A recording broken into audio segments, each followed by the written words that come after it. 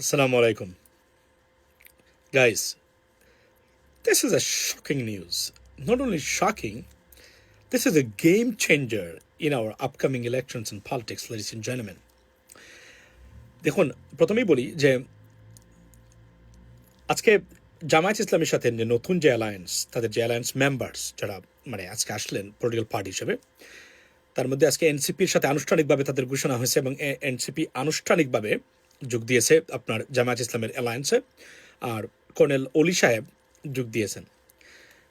এনসিপির ব্যাপারে আমরা গতকালকেও জেনেছিলাম যে এটা is going to happen, because Tasnim Jara সহ আরও যারা কয়েকজন পদত্যাগ করেছেন, সেখান থেকে আমরা বুঝেছিলাম দ্য ডিসিশন ফাইনালাইজড। বাট আজকে সবচেয়ে বড় যে জিনিসটা হলো সেটা হচ্ছে যে কর্নেল অলি আহমেদ জামায়াত ইসলামীর সাথে যোগ দিয়েছেন। This is a shocker. Why? মনে রাখবেন যে মুক্তিযুদ্ধ নিয়ে জামাতের বিরুদ্ধে নেগেটিভ স্থাপন বা এস্টাবলিশ করার যে প্রক্রিয়া যেটা চলছে, অলরেডি মেজর আখতারুজ্জামান জামাতে যোগ দিয়ে তাদের অলরেডি উনি এটা ডিফেন্ড করে যাচ্ছেন প্রতিনিয়ত। এখন মুক্তিযুদ্ধের অন্যতম একজন খেতাবপ্রাপ্ত মুক্তিযোদ্ধা নাম হলো কর্নেল অলি সাহেব, এলডিপির, রাইট? এবং উনি আপনার বীর বিক্রম। উনার জামায়াতের সাথে alliance, it is a significant moment, or আমি যদি বলি যে turning point for upcoming election, ladies and gentleman. Y?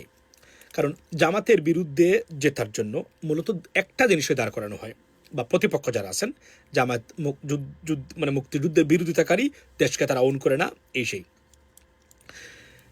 এই ক্ষেত্রে দুজন মুক্তিযোদ্ধা এই মুহূর্তে অ্যাক্টিভ এবং on social media, in politics very active, colonel অলি সাহেব এবং আখতারুজ্জামান। বিশেষ করে কর্নেল অলি সাহেব জিয়াউর রহমান সাহেবের একজন রাজনীতির সহচর। এই ব্যক্তি যখন যোগ দিলেন, এটার শুধু ন্যাশনাল নয়, জিওপলিটিক্যালি নয়, ইন্টারন্যাশনালি এটার একটা সিগনিফিক্যান্স আছে। এই কাজটা জামাতের জন্য অন্য লেভেলে নিয়ে গেছে এই অ্যালায়েন্সকে। মুক্তিযুদ্ধের নেগেটিভ স্থাপন করলে জামাতের বিরুদ্ধে এখন সবচেয়ে বড় উদাহরণ হচ্ছেন তাহলে একজন বীর বিক্রম, ওনার সাথে কিভাবে আসলেন? প্রশ্নটা জামাত করতেই পারে, উনি এটা ডিফেন্ড করবেন এখন। আর নতুন প্রজন্মের এনসিপি, তারা কতটা নতুন প্রজন্মকে রিপ্রেজেন্ট করে কিনা, তার চেয়ে বড় জিনিস হলো জুলাইয়ের সরাসরি যোদ্ধা যারা জুলাইয়ের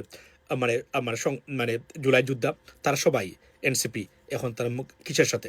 আপনার জামায়াতের সাথে আছে। সো নতুন প্রজন্ম, পার্টিকুলারলি রিপ্রেজেন্টেটিভ যারা আছেন, ছোট হোক বড় হোক, 2জন হোক 3জন হোক, এরা এখন জামায়াতের সাথে। সুতরাং মুক্তিযুদ্ধ প্লাস নতুন প্রজন্মের এটা কম্বিনেশন জামায়াতের এই অ্যালায়েন্সে। This is a great moment for Jamaat Islami. I think they're the greatest winner so far. We have to wait to see until the election how people would see that. কিন্তু এই ক্ষেত্রে কি বিএনপির ক্ষতি হয়েছে?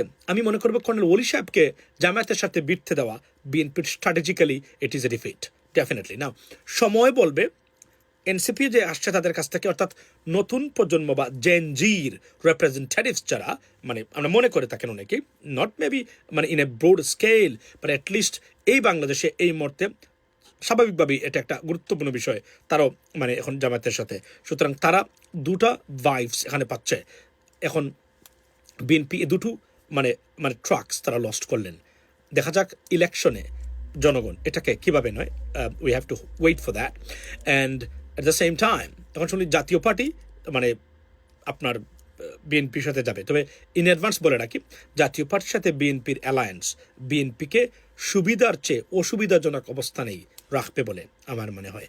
Let's see what happens next, and we will definitely wait until that and have a blessed day. Assalamu alaikum.